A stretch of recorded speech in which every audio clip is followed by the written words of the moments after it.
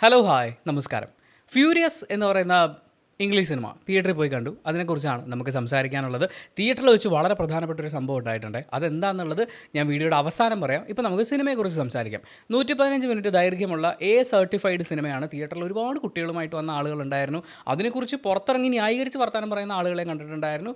It's too bad. ഒരുപാട് രക്തം ചിന്തുന്ന ഫൈറ്റുള്ള വളരെ ബ്രൂട്ടലായിട്ടുള്ള കാര്യങ്ങളുള്ള ഒരു മനുഷ്യനെ എങ്ങനെ ഈസി ആയിട്ട് കൊല്ലാം എന്നൊക്കെ കാണിക്കുന്ന കുറേ സീക്വൻസുകളുള്ള ഒരു സിനിമയാണ്. അത്തരം സിനിമകൾ കൊച്ചുകുട്ടികളുമായി തിയേറ്ററിൽ പോയി കാണല്ലേ പ്ലീസ് എന്ന് പറഞ്ഞിട്ട് ഒരു കിടിലൻ ആക്ഷൻ പടമാണ്. കുറേ കാലത്തിന് ശേഷം തുരുതുരാ ഇടി എന്ന് വെച്ചാൽ ഇടി തുടങ്ങിക്കഴിഞ്ഞാൽ പിന്നെ ഒരു അരമുക്കാൽ മണിക്കൂർ നേരം പൊരിഞ്ഞ ഇടി, അതും ഗംഭീരമായിട്ടുള്ള കുറച്ച് ഹീറോയിക് മൊമെൻറ്റ്സ് ഉള്ള എന്ന് വെച്ചാൽ ഇവർ വരുന്നു ഇടിക്കുന്നു കൊല്ലുന്നു, ഇതാണ് മെയിൻ പരിപാടി. പക്ഷേ അതിനകത്ത് നമുക്ക് കുറച്ച് ഇമോഷൻസ് ഒക്കെ തരുന്ന, കുറച്ചും കൂടി ഒന്ന് എലിവേറ്റ് ആവുന്ന പോലത്തെ ഒരു ഫീലൊക്കെ തരുന്ന അങ്ങനത്തെ ഗംഭീര പരിപാടികളൊക്കെയുള്ള ഒരു ആക്ഷൻ പടം. റെയ്ഡൊക്കെ പോലെയുള്ള സിനിമകൾ കണ്ട് ആസ്വദിച്ചിട്ടുള്ള ആളുകളെയൊക്കെ സംബന്ധിച്ച്, പ്രത്യേകിച്ച് ആ സിനിമയൊക്കെ ഇറങ്ങുമ്പോൾ ഞാൻ തിയേറ്ററിൽ പോയി പടം കാണലൊന്നും പതിവില്ല. ആ സമയത്ത് ഇത് ഇവിടെ തിയേറ്ററിൽ റിലീസായിട്ടുണ്ടോ എന്ന് എനിക്കറിയില്ല.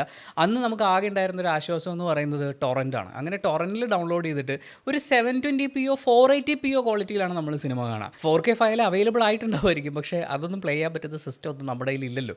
അങ്ങനെ വളരെ കുറഞ്ഞ ക്വാളിറ്റിയിൽ ഈ ആക്ഷൻ പടങ്ങളൊക്കെ കണ്ട് കോരി തരിച്ചിട്ട് ഇപ്പോൾ അതൊരു വലിയ സ്ക്രീനിൽ കാണാൻ പറ്റുക എന്ന് പറഞ്ഞു കഴിഞ്ഞാൽ അതൊരു, അല്ലെങ്കിൽ ആ പാറ്റേണിലുള്ളൊരു സിനിമ നമുക്കൊരു വലിയ സ്ക്രീനിൽ കാണാൻ പറ്റുക എന്ന് പറഞ്ഞാൽ അന്ന് ആ സിനിമ കണ്ട് ആ ഒരു കിക്കിലിരുന്നിട്ടുള്ള എന്നെ പോലുള്ള ആളുകളെയൊക്കെ സംബന്ധിച്ച് ഭയങ്കര എക്സ്പീരിയൻസ് ആണ്. എൻ്റെ ആഗ്രഹം ഏരീസ് പ്ലക്സിൽ ഓടി വണ്ണിൽ ആ വലിയ സ്ക്രീനിലിരുന്ന് കാണണമെന്നായിരുന്നു. പക്ഷേ ഓടി 4ലാണ് സിനിമ കണ്ടത്. റെയ്ഡ് സിനിമയിലൊരു വെച്ചാൽ വില്ലനാണ്, പക്ഷേ അണ്ണൻ വേറെ ലെവൽ ഫൈറ്റാണ് ആ സിനിമയിൽ. ആ പുള്ളി തന്നെയാണ് ഇതെന്നാണ് ഞാൻ മനസ്സിലാക്കുന്നത് കേട്ടോ. ഞാനിതിൻ്റെ ഡീറ്റെയിൽസ് എണ്ണിപ്പെറുക്കി പോയിട്ടില്ല, കാര്യം ഇവരുടെയൊക്കെ പേരുകൾ പ്രൊനൗൺസ് ചെയ്യുന്നതിൽ തെറ്റ് വരുമോ എന്നൊക്കെ വിചാരിച്ച് തൽക്കാലം നമ്മളത് പറയുന്നില്ല. പക്ഷേ റെയ്ഡിൽ ആ പുള്ളി തന്നെ ഇതിൻ്റെ അകത്തുണ്ട്, അമ്പും വില്ലൊക്കെ ആയിട്ട്. പുള്ളി എത്ര വർഷമായിട്ട് ഞാൻ ആ സിനിമ കണ്ടിട്ട് ഇങ്ങോട്ടേക്ക് എത്തുമ്പോൾ എനിക്ക് പ്രായമായി എന്ന് എനിക്ക് തന്നെ തോന്നി തുടങ്ങുക. അപ്പോഴാണ് ആ മനുഷ്യൻ അന്നത്തെ ആ ഫൈറ്റ് ചെയ്തിട്ട് ഇപ്പോൾ ഇങ്ങനെ നിന്നിടിക്കുന്നത്. എൻ്റെ അമ്മേ, അതും നമ്മൾ ഇതുവരെ കണ്ടിട്ടില്ലാത്ത മൂവ്മെൻറ്റ്സും അങ്ങനത്തെ പാറ്റേൺസിനൊക്കെ കുറച്ച് ഇമ്പോർട്ടൻസ് കൊടുത്തുകൊണ്ട് അതിൽ കരാട്ടയുണ്ട്, കുങ്ഫു ഉണ്ട്. മറ്റേ ആൾ കരാട്ടയാണെന്നാണ് ഞാൻ മനസ്സിലാക്കുന്നത്. 2 പേരാണ് മെയിൻ ലീഡായിട്ട് വരുന്നത്. അപ്പോൾ അതിൽ ഈ കുങ്ഫു ചെയ്തിട്ടുള്ള ആൾ നമുക്കറിയാമല്ലോ, ആ പറയുന്ന ഫാസ്റ്റ് വളരെ സ്കില്ലുള്ള അങ്ങനത്തെ ഒരു സാധനമാണ്. അതേസമയം കരാട്ടെ ചെയ്യുന്ന ആൾ, പുള്ളി കരാട്ടെ തന്നെയാണോ അത് തൈക്കൊണ്ടാണോ എന്നറിയില്ല. എന്തായാലും പുള്ളിയുടെ ഇടി എന്ന് പറഞ്ഞു കഴിഞ്ഞാൽ ഇടിയിലെ പവറും പിന്നെ കുറച്ച് ടെക്നിക്സുമാണ്. അപ്പം ആ 2 സാധനങ്ങളെയും അതുപോലെ തന്നെ, പിന്നെ ഓരോ ഫൈറ്റേഴ്സിനും ഓരോ സ്റ്റൈലാണുള്ളത്. അപ്പം ആ സ്റ്റൈൽസിനെ എല്ലാം ഡിഫറെൻറ്റ് സാധനങ്ങളായി തന്നെ നിർത്തിക്കൊണ്ട് ഗംഭീര ഫൈറ്റ് കൊറിയോഗ്രാഫി. പിന്നെ ഇതിൻ്റെ അകത്ത് ഒരു ഫൈറ്റർ ഉണ്ട്. നമ്മൾ സിനിമയുടെ തുടക്കത്തിൽ വിചാരിക്കും ഈ പുള്ളിൻ്റെ ഒരു കോമഡി ക്യാരക്ടറായിട്ടാണ് 1-2 ഫൈറ്റ്. പക്ഷേ അയാൾ ഇടി തുടങ്ങി കഴിഞ്ഞാണ്ടല്ലോ, പ്രത്യേകിച്ച് ഈ നായകന്മാരും വില്ലന്മാരും വട്ടം കൂടി ഇരുന്നാലും അവൻ്റെ അടുത്ത് ഇത് അടുക്കാൻ പറ്റില്ലല്ലോ. എന്തിടിയാണ് അയാൾ. അത് നമ്മൾ വിചാരിക്കും ഇപ്പം നമുക്ക് കുറച്ച് വണ്ണം കൂടിക്കഴിഞ്ഞാൽ നമുക്ക് അത് ചെയ്യാൻ പറ്റില്ല ഇത് ചെയ്യാൻ പറ്റില്ല എന്നൊക്കെ വിചാരിക്കുമല്ലോ. പക്ഷേ അങ്ങനെയൊന്നും അല്ലടൂ. ഫൈറ്റ് എന്നൊക്കെ പറഞ്ഞാൽ അയ്യോ, അയാൾ എന്താണ് പ്രാക്ടീസ് ചെയ്യുന്നുണ്ടാവുക, എന്താണ് അയാൾ ഭക്ഷണമായിട്ട് കഴിക്കുന്നുണ്ടാവുക, അയാളുടെ ഒരു ഡെയിലി റൊട്ടീൻ എന്താ, അതുപോലെയൊക്കെ ഫൈറ്റ് ചെയ്യാൻ പറ്റിയല്ലോ എന്നൊക്കെ നമുക്ക് കൊതി തോന്നി പോകുന്ന പോലെ അങ്ങനത്തെ ഫൈറ്റേഴ്സ് ഉണ്ട്. പിന്നെ കുട്ടികളുണ്ട്. കുട്ടികളെ വെച്ചുകൊണ്ടാണ് അവർ ആ ഇമോഷൻ വർക്ക് ചെയ്യുന്നത്. മകളെ നഷ്ടപ്പെടുന്ന അച്ഛൻ ആ മകൾക്ക് വേണ്ടിയിട്ട് വളരെ കുറച്ച് സമയമുള്ളൂ, കുറച്ചും കൂടി കഴിഞ്ഞാൽ അവൾക്ക് എന്ത് സംഭവിക്കുമെന്ന് അറിയില്ല. ആ കുറഞ്ഞ സമയം കൊണ്ട് മകളെ ചേസ് ചെയ്യാൻ വേണ്ടി ശ്രമിക്കുന്ന ഒരു അച്ഛൻ, അതേസമയം തൻ്റെ ഭാര്യയ്ക്ക് എന്ത് സംഭവിച്ചു എന്നറിയാൻ വേണ്ടിയിട്ട് അവളുടെ അതേ പാതയിലൂടെ പോകുന്ന അവളുടെ ഭർത്താവ് തുടങ്ങിയിട്ടുള്ള 2 പേരാണ് ഇതിനകത്ത് കൂട്ടിമുട്ടുന്നത്. അവരൊരു ബിൽഡിങ്ങിലേക്ക് കയറുന്നു.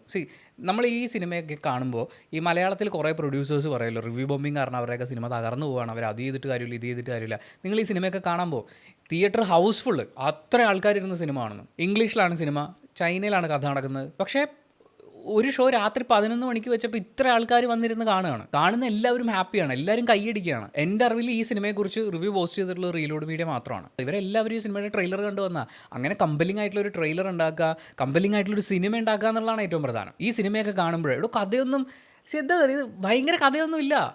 ഒരു ഇമോഷൻ വേണം. ഒരു പെർട്ടിക്കുലർ സ്ഥലത്തേക്ക് ഫൈറ്റ് അറിയാവുന്ന കുറേ ആളുകൾ ഒരുമിച്ച് കൂടുന്നു. പിന്നെ അവർ ഇടപെടുക ആ ഫൈറ്റിന് നല്ല കൊറിയോഗ്രാഫി വേണം, എലിവേറ്റ് ചെയ്യാൻ പറ്റുന്ന കുറച്ച് നല്ല മൊമെൻറ്റ്സ് വേണം, ചെയ്യുക, അത്രേ ഉള്ളൂ. അത് ഗംഭീരമായിട്ട് ഇവർ ചെയ്തു വെച്ചിട്ടുണ്ട്. പോയി കണ്ട് പഠിക്കുക എന്നാണ് പറയാനുള്ളത്. മലയാളത്തിലൊക്കെ ആക്ഷൻ സിനിമ എന്ന് പറഞ്ഞിട്ട് ചില സിനിമകളൊക്കെ ഇറങ്ങുമ്പോൾ ആക്ഷനൊന്നും കാണിക്കില്ല. ഏതെങ്കിലും ഒരു നടനുണ്ടാവും, പുള്ളിയുടെ കൈ പൊങ്ങുന്നു, 26 പേര് പറന്നു പോകുന്നു, പുള്ളിയുടെ കാല് പൊങ്ങുന്നതനുസരിച്ച് ആൾ വന്ന് ഇടി കൊണ്ടിട്ട് പോകുന്നു. ഇതൊക്കെയാണ് നമ്മൾ കാണുന്നത്. ഈവൻ യങ് ആയിട്ടുള്ള ആക്ഷൻ സ്റ്റാർസിനെ കൊണ്ടുവന്നിട്ട് വരെ ഈ പരിപാടിയാണ് കാണിക്കുന്നത്. നിങ്ങൾ ഇതൊക്കെ പോയി കാണുക.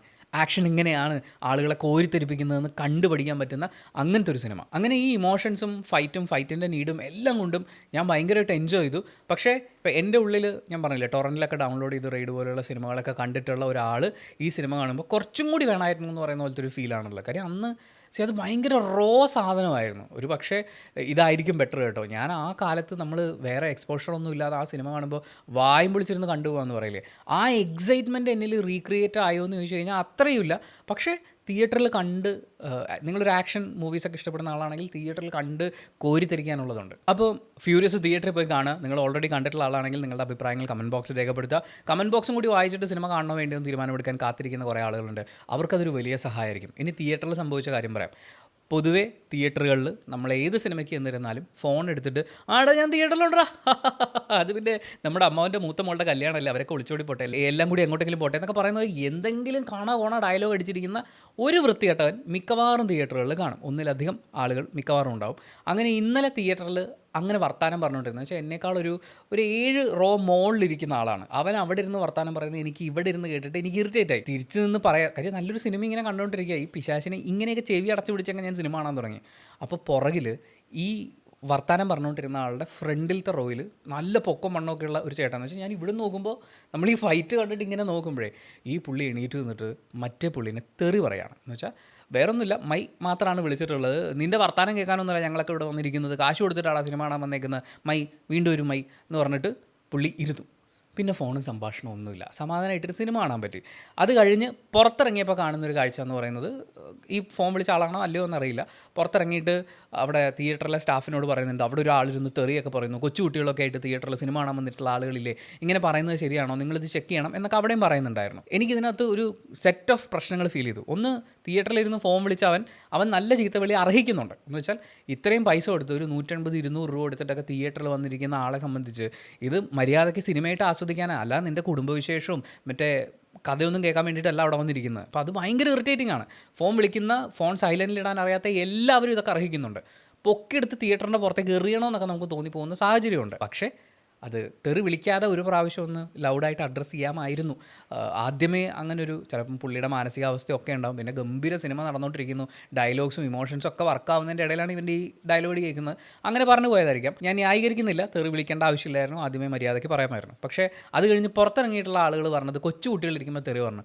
നിങ്ങൾ കാണാൻ വന്നിട്ടുള്ളത് അഡൽസ് ഉള്ളി സിനിമയ്ക്കാണ്. 18 വയസ്സിന് മുകളിൽ പ്രായമായവർ എന്ന് സ്ട്രിക്ട്ലി എഴുതി വെച്ചിട്ടുള്ള സിനിമ. പക്ഷേ ഏരീസ് പ്ലക്സിലെ സ്റ്റാഫിനോടും എനിക്ക് പറയാം, നിങ്ങൾക്ക് ഈ ഫാമിലി ആയിട്ട് വരുമ്പോൾ കൊച്ചു പിള്ളേരെയൊക്കെ പുറത്തിരുത്തിട്ട് അപ്പനും അമ്മയും മാത്രം അകത്ത് കയറിയാൽ മതി എന്ന് പറയാൻ പറ്റില്ല. പക്ഷേ ടിക്കറ്റ് കൊടുക്കുന്ന സമയത്ത് ബുക്ക് മൈ ഷോ എന്തായാലും നമുക്ക് നോട്ടിഫിക്കേഷൻ തരുന്നുണ്ട്, ഇത് 18+ സിനിമയാണ്, നിങ്ങൾക്ക് ടിക്കറ്റ് ഇത്രയും വേണോ എന്നുള്ളത്. നിങ്ങളുടെ കൂടെ വരുന്നവരെല്ലാവരും 18+ ആണോ എന്നുള്ളത്. എന്തായാലും കൊച്ചു കുട്ടികളായിട്ട് ഫാമിലി, അച്ഛനും അമ്മയും കുഞ്ഞു പിള്ളേരും, ആ പിള്ളേരെന്നൊക്കെ പറഞ്ഞാൽ ഇപ്പം എൻ്റെ മുട്ടിൻ്റെ അത്രയൊക്കെയുള്ള അത്രയും കുഞ്ഞു പിള്ളേർ, അവരെയൊക്കെ കൊണ്ട് തിയേറ്ററിൽ വരാൻ പറ്റിയ സിനിമ അല്ലടോ ഇത്. നിങ്ങൾ ആ ന്യായീകരണം എടുത്ത് മുന്നോട്ട് വെക്കുമ്പോൾ ഇത് കൊച്ചു കുട്ടികൾക്കുള്ള സിനിമയല്ല. അവരെ കൊണ്ടുവരുന്നത് തെറ്റാണ്, അവരോട് നിങ്ങൾ ചെയ്യുന്ന തെറ്റാണ്, നിങ്ങളുടെ ബാഡ് പാരൻറ്റിങ് ആണ്. അപ്പം ഒരു ബഞ്ച് ഓഫ് ഇൻസിഡൻസ് ആണെന്നു, അതിനകത്ത് ഒരു ബഞ്ച് ഓഫ് പ്രശ്നങ്ങൾ എനിക്ക് ഫീൽ ചെയ്തു. അതും കൂടി പറയണമെന്ന് തോന്നി. ദയവ് ഇത് നിങ്ങൾ തിയേറ്ററിൽ ഇതുപോലെ ഫോണിൽ സംസാരിച്ചിരിക്കാൻ പുറത്തിറങ്ങി പോടോ, അല്ലെങ്കിൽ ഫോൺ എടുത്തിട്ട് ദേ ഈ കൈ ഇങ്ങനെ വെച്ചിട്ട് ഞാൻ തിയേറ്ററിലാണ്, ഞാൻ വിളിക്കാം അതുകൊണ്ട് കട്ട് ചെയ്യുക. അതും അല്ലെങ്കിൽ ഇതിനകത്ത് നമ്മൾ കോൾ വരുമ്പോഴേ മെസ്സേജിൻ്റെ പോലത്തെ ഒരു ഐക്കൺ വരും, അതിലൊന്ന് പ്രസ് ചെയ്ത് കഴിഞ്ഞാൽ I will call you later അല്ലെങ്കിൽ I can talk right now എന്നൊക്കെ പറയുന്ന പോലത്തെ കുറച്ച് പ്രീസെറ്റ് മെസ്സേജസ് ഉണ്ട്. അത് പൊക്കോളും, സമാധാനമുള്ള കേസാണ്. അല്ലാതെ അതിൻ്റെ അകത്തിരുന്ന് കൊണാരൊടിക്കരുത്. ഇനി സംസാരിച്ചേ പറ്റുമെന്നാണെങ്കിൽ പുറത്തിറങ്ങിപ്പോവും. നിങ്ങൾക്ക് എന്തായാലും സിനിമ ശ്രദ്ധിക്കാൻ പറ്റില്ല ഈ ഫോണിൻ്റെ ഇടയിൽ.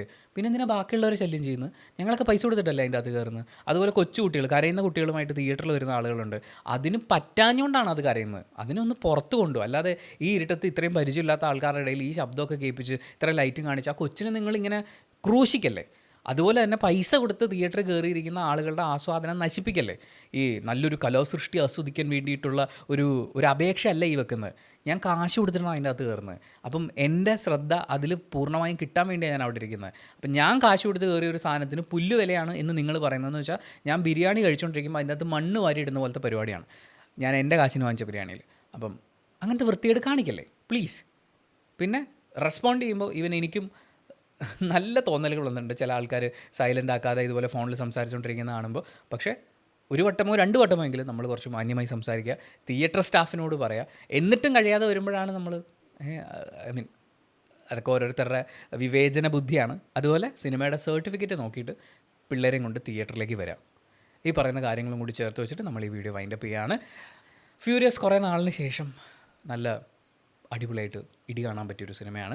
ഇടി മാത്രമല്ല, ഈ സിനിമ കണ്ടു കഴിഞ്ഞപ്പോൾ എനിക്ക് തോന്നി എത്രയും പെട്ടെന്ന് ഞാൻ മുമ്പ് കിക്ക് ബോക്സിംഗ് ഒക്കെ പഠിക്കാൻ പോയതാണ്. അതുപോലെ എത്രയും പെട്ടെന്ന് മാർഷൽ ആർട്സ് പഠിക്കണം, ഒന്ന് പ്രിപ്പയർഡ് ആയിട്ടിരിക്കണം. കാര്യം ഈ ലോകം അത്രയും സ്വീറ്റ് ആൻഡ് ക്യൂട്ടായിട്ടുള്ള ലോകമൊന്നുമല്ല. ഏത് നിമിഷവും ഏത് തരത്തിലുള്ള പ്രശ്നങ്ങളും ഉണ്ടാവാം. ഇപ്പോൾ തിയേറ്ററിലിരുന്ന് ഈ ബഹളം ഉണ്ടാക്കുന്ന ആളോട് ഞാൻ മാന്യമായിട്ട് ചേട്ടാ ഒന്ന് ശബ്ദം കുറച്ച് സംസാരിക്കുന്നു പറഞ്ഞാൽ പോലും അവൻ ഇഷ്ടപ്പെടാതിരിക്കുകയും അവൻ അതിൻ്റെ വള്ളി പിടിച്ച് പുറകെ വരികയൊക്കെ ചെയ്യാനുള്ള സാഹചര്യം ഉണ്ടായേക്കും. ഒന്നും നമുക്ക് പറയാൻ പറ്റില്ല. പിന്നെ നമ്മുടെ കുട്ടികൾ നമുക്ക് ആരെങ്കിലും സഹായിക്കണമെന്ന് വെച്ച് കഴിഞ്ഞാൽ അങ്ങനെ ഒരുപാട് സാഹചര്യങ്ങളുണ്ട്. അപ്പം നമ്മളും പ്രിപ്പയർഡ് ആയിരിക്കുക, പ്രാക്ടീസ് ചെയ്യുക എന്ന് പറയുന്ന ഒരു കാര്യത്തിൻ്റെ ഇമ്പോർട്ടൻസും കൂടി സിനിമ മുന്നോട്ട് വെക്കുന്നുണ്ട്. അത് ആക്ച്വലി നമുക്ക് ഫീൽ ചെയ്യുന്ന രീതിയിൽ അവതരിപ്പിച്ചിട്ടുണ്ട്. അപ്പോൾ that's it. Thank you so much for watching this video. Video ഇഷ്ടപ്പെട്ടാൽ ലൈക്ക് ചെയ്യുക, കമൻറ്റ് ചെയ്യുക, ഷെയർ ചെയ്യുക, സബ്സ്ക്രൈബ് ചെയ്യുന്ന കാര്യവും ഹൈപ്പ് ചെയ്യുന്ന കാര്യവും പരിഗണിക്കുക.